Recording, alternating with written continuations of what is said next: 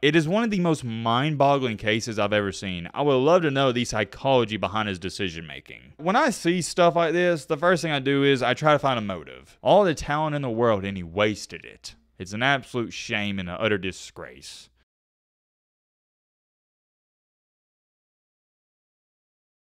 Way more confident. There it is. And he can also run the ball. Oh, can he run the ball? This is Ryan Perrilloux, 5-star quarterback recruit out of the state of Louisiana. He was supposed to be the next best thing since sliced bread. But I'm going to assume a majority of you watching this video have never even heard of him, and there's a good reason for that. On September 15th in 2007, this is when he made his first career start against MTSU. In this ballgame, he was nothing short of sensational. He only had 5 incompletions, 300 passing yards, and 3 touchdowns. And Perrilloux flushed out, and he can run, and he's got some room across midfield. It was clear and evident. Les Miles, more importantly, LSU, had a generational quarterback at their hands. He didn't lack confidence either. On signing day when he signed with LSU, he stated that he was going to win the Heisman Trophy as a true freshman. I think we're on the same boat. That is an extremely bold thing to say. If that wasn't enough for you, listen to this. After he proclaimed he was going to win the Heisman Trophy, a reporter at his signing day then asked him, what about Jamarcus Russell, who was the current quarterback at LSU at the time? That is when Ryan Perrilloux responded with these 2 words.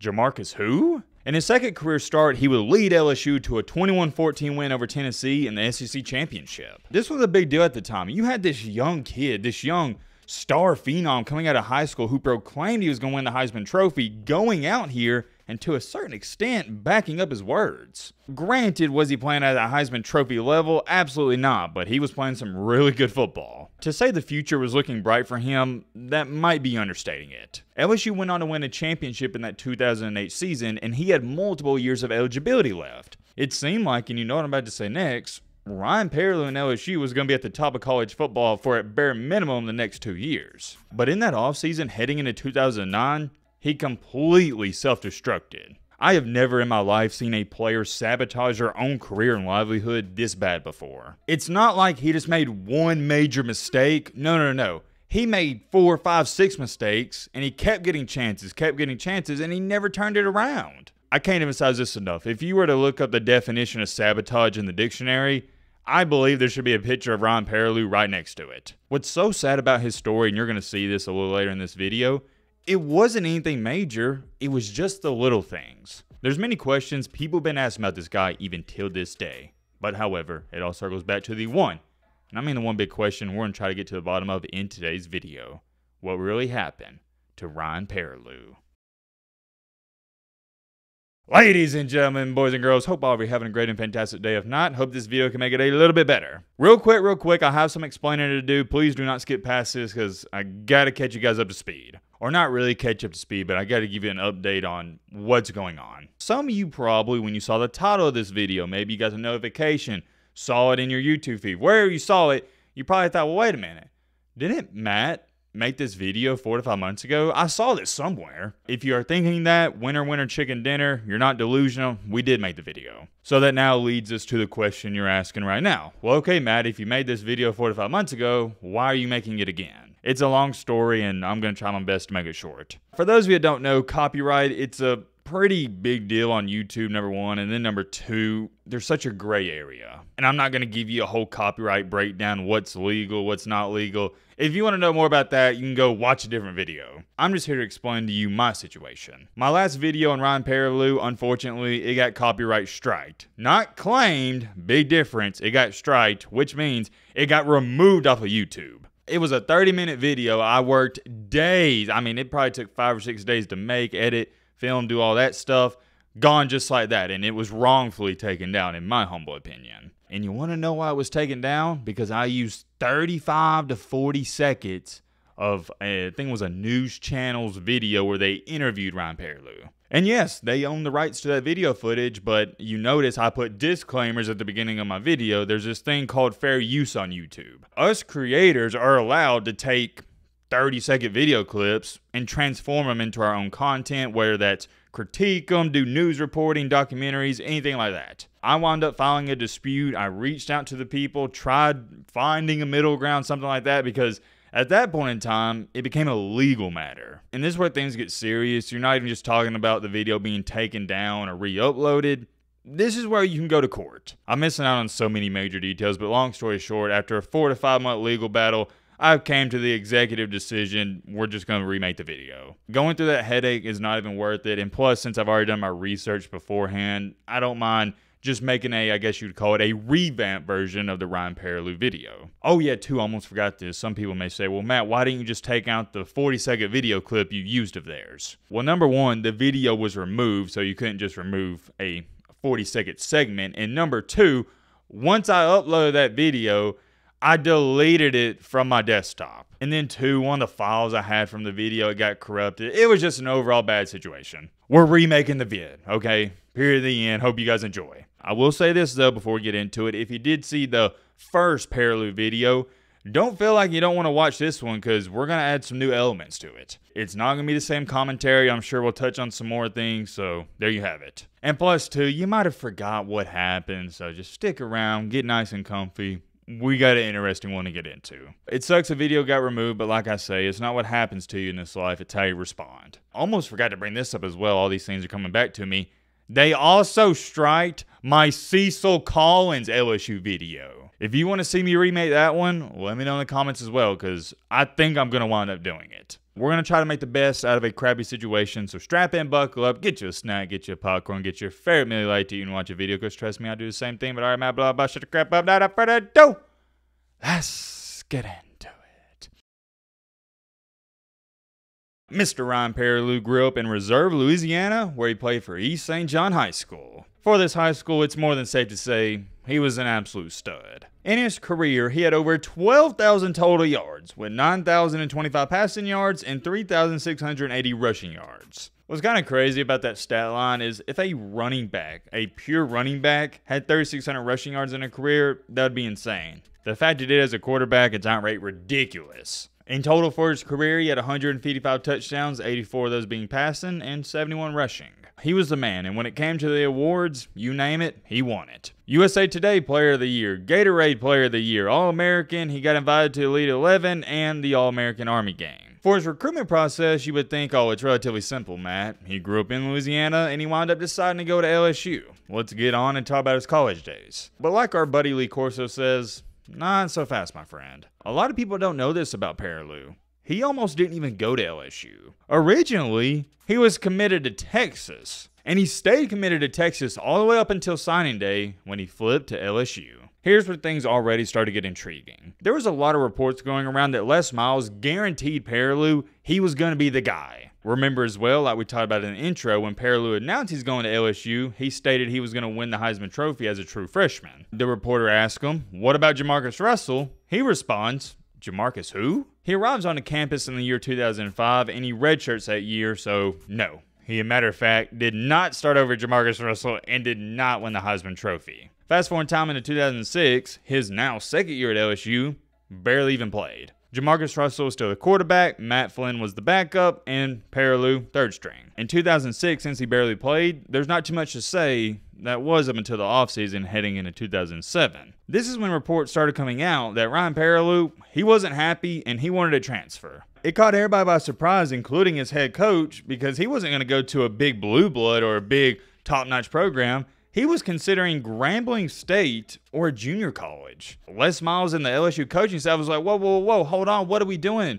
Why are you leaving? I thought everything was going great. But here was the problem with this. You got to understand and realize, Ryan Perrilloux coming out of high school was the man. This was the #1 overall quarterback in the nation and the 6th ranked overall player in the nation. For him to go from the guy in high school to a bench warmer for 2 years straight, that's hard to deal with. And plus, too, let's just come out and say it, you know Les Miles lied to him to get him there. You know dang well when Miles was recruiting Ryan Perrilloux, he told him he was going to have a shot to win the starting job against Jamarcus Russell in his first year there in 2005. If you think otherwise, well, all right, here's my rebuttal. Why else, when Ryan Perrilloux signed with LSU, he stated, I'm going to win the Heisman Trophy as a true freshman? The only way he would come out and say that is if he believed he had a shot to win the starting job. Truth of the matter is, Les Miles had no intent of even giving him a shot to compete for a starting job, not in the first year, but the second year either. Don't get it twisted. I'm not trying to sit up here and tell you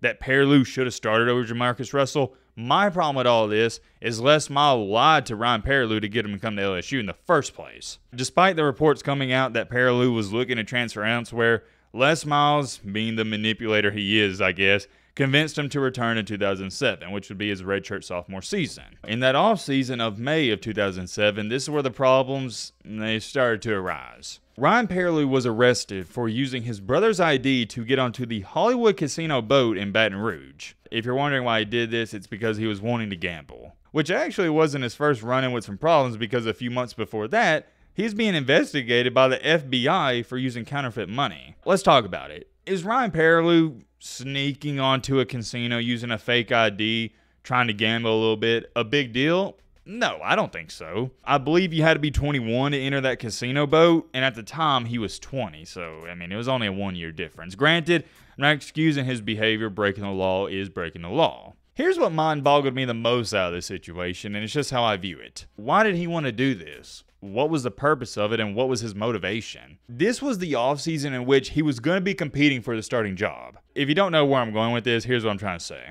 If you were going to do something a little risky, why wouldn't you have tried pulling this off in year 1 or year 2? When you have a chance to be the starter, you need to be on your best behavior, and he wasn't. It also wasn't a very smart decision because, like I said, this wasn't your average Joe. This wasn't some 2, 3, or even a 4-star recruit. This was a 5-star recruit and the #1 quarterback in the nation. People around Louisiana, although he wasn't playing, they knew who he was. Long story short, he got arrested and Les Miles suspended him indefinitely from the football team up until preseason practice. Here was the problem with that, though. Yeah, he got to return before the season, but he missed out on the entire quarterback battle. So while he was suspended, guess who was getting all the reps and making a good impression on Les Miles and the coaching staff? The backup quarterback at the time, or the guy competing for a starting job, my apologies, Matt Flynn. It was widely known, though, Ryan Perrilloux was going to win that starting job if he stayed out of trouble, which he didn't. The season starts in 2007, and your starting quarterback for the Tigers is Matt Flynn. But heading into September 15th of 2007, this is when Flynn, he was nursing an injury, so Les Miles decided to start Ryan Perrilloux. And in this ball game, just completely goes off. Granted, I know he didn't play some stiff competition, but he went 20 for 25, 300 yards, and 3 touchdowns. He showed flashes of greatness, and LSU fans were like, oh yeah, that's what we've been waiting for. But here come the problems once again. In October, before the Bama game, this is when Perrilloux and some teammates, they got into a fight at a nightclub. This is where Perrilloux got suspended for the game against Alabama, and he wouldn't play again until the SEC Championship against Tennessee. The reason he started this game is because, yet again, Matt Flynn was injured. He didn't play outstanding in the game against Tennessee, but he played good enough to win. LSU won 21-14 and advanced to the national championship. Matt Flynn did return for the national championship, got healthy, and that is who Les Miles decided to go with, and you can't fault him for it because LSU beat Ohio State 38-24 that season. At this point in time in our story, after LSU wins the national championship, although things have been rocky for Ryan Perrilloux, his career at LSU has not gone the way he's wanted it to go. He was in an outstanding position to thrive and succeed. Didn't really get to compete against Jamarcus Russell. You could chalk that up to the coaching staff screwed him over. I'm okay with that. Then he sabotages himself by using his brother's ID to go on a casino boat to gamble, and he misses the entire quarterback competition against Matt Flynn, and he only plays a couple of games that season. Well, after LSU won that championship in 2007, Matt Flynn also was no longer going to be returning. So it was going to be Ryan Perrilloux's job to lose. You could argue and say, well, Matt, even if Perrilloux didn't get arrested for the casino boat incident, I think Matt Flynn would have won the starting job. And that's okay. I'll give you that. What I'm saying is no matter what led up until the point heading in 2008, Perrilloux was going to be the starting quarterback. Jamarcus Russell and Matt Flynn, they were out of the picture. So you would think Perrilloux would be extremely excited. He'd be ready to work. He hasn't been a full starter for a team since high school football, and it's been 3 years. I think for most people out here, that would motivate them to become and be the best version of themselves. For this guy, that wasn't the case. Heading into 2008, Perrilloux was missing classes, not showing up to workouts, and not showing up to team meetings. And it wasn't like he was going out partying and doing something else. He just didn't show up. It is one of the most mind-boggling cases I've ever seen. I would love to know the psychology behind his decision-making. He has even stated himself, and I can't show the video clips because I'm not risking this video getting copyrighted, not again. But his words, not mine, is, yeah, I just didn't show up. It's not that he was oversleeping his alarm or anything. he would just be chilling in his dorm room. When I see stuff like this, the first thing I do is I try to find a motive. And if he wasn't starting, let's say he was the third stringer like he was in the first year, I'd get it, because the motive would be he's demotivated. But with this scenario, he was going to be the starting quarterback. He should be motivated. What's there to be demotivated about? And as bad as I've talked about Les Miles in this video, it put him in this awful situation. You got this star-studded quarterback who is simply not showing up to practices, meetings, and the team meetings. It's not like he missed a couple here and there. No, he just quit showing up. I believe most coaches would have kicked him off at the end there, but Les Miles gave him another chance he probably didn't even deserve, and he only indefinitely suspended him for violating team rules. Reminder, this is the second time Miles has indefinitely suspended him. I do like how Miles handled this situation because he was trying to give him every chance and opportunity in the world. He sat down with Perrilloux and told him, this is what you got to do, and if you don't fulfill this obligation, this is it. It's the last straw. We're kicking you off the team. We can't have you anymore. I'll ask you guys a question. Take a guess. What do you think happened? Do you think Perrilloux turned his act around? If your answer to that question is yes, you are sadly mistaken. Fast forward time to May of that offseason. This is when Les Miles officially kicked him off the team. Why did he kick him off the team, you may ask? Well, number one, he failed a drug test. Number two, he was still continuing to miss team meetings. And number three, his grades were awful. It goes back to something I firmly believe in. At the end of the day, you can't want it for somebody else. They gotta want it. It's why I don't really believe in motivating others. Don't get me wrong. I'll give even you guys in these videos some bits and pieces of motivation, but I'm not preaching to people for this one reason. I could give you a 2-hour motivational speech and say you need to wake up at 6 a.m. and go run 5 miles a day, but when it's all said and done, who's got to get out of that bed? You do. When it's all said and done, you gotta want it, not anybody else. And guess who didn't want it? He even attested to this. Ryan Perrilloux. All the talent in the world, and he wasted it. It's an absolute shame and an utter disgrace. When he got kicked off of LSU, nobody wanted to touch this guy with a 10-foot pole. That is, outside of Jacksonville State. When Jacksonville State's head coach pursued Perrilloux, he got a lot of backlash for it. One thing that caught my attention is this quote from Jacksonville State's head coach about all the question marks surrounding Perrilloux's character. I think he's been an immature player, and I think he's been a very, very, very frustrated player. I think he'd tell you he didn't handle waiting very well, which I agree with 10,000%, but it goes back to this. That year he got kicked off of LSU, he was not going to be waiting. He was going to be the starter. For Jacksonville State in his first year, 2008, he was decent. Had 2,300 passing yards with 19 touchdowns to 13 interceptions. Fast forward in time into 2009, this is where he got suspended for the season opener. Perrilloux was suspended for violating team rules, and the head coach, Jack Crow, never told anybody what actually went down and happened. But according to him, it was just something within the team. Quote unquote, he was put in an at-risk category, and that's a very general statement, sort of a standard term. And when you fall in that category, you fall under stricter controls and you expect that kind of scrutiny. Continuing along, it is a failure to comply with one of the requirements of his personal situation. We have not made a different set of rules for Ryan. He has the same consequences as any one of our players, and there is very little room for error. I do not think this is a reflection of his accountability since he has been here. Our fans do not need to assume more than it is, which is a team role. Since the incident, Ryan has demonstrated his responsibility to this team and this university. I expect this just to be a one-time incident. This does not change his role as a quarterback on this football team, and he will start the game against Florida State. I fully expect him to have an outstanding senior season. I'll touch on this more at the end, but the one thing I love about Perrilloux is he always takes responsibility and accountability for his actions, which is rare nowadays. After he got suspended for that season opener in his senior season, he balled out. He finished a year, listen to these numbers, with 23 touchdowns to only 2 interceptions and 2,300 passing yards. How about that? Also had 98 carries for 443 rushing yards with 8 touchdowns on the ground. There it is, guys. That was the Ryan Perrilloux we expected to see when he was at LSU. He showed the world he could play, and I know some people are going to say, well, Matt, he did this against inferior competition, and I agree. But let's not act like we didn't see him play good at LSU against Middle Tennessee State and Tennessee, because we did. I think saying his great senior season at Jacksonville State wasn't all great due to the competition, it's kind of like this argument I like to bring up from time to time. If LeBron James goes to your local YMCA and drops 50 points, are you going to say, oh, well, he just did that because he's playing bad competition?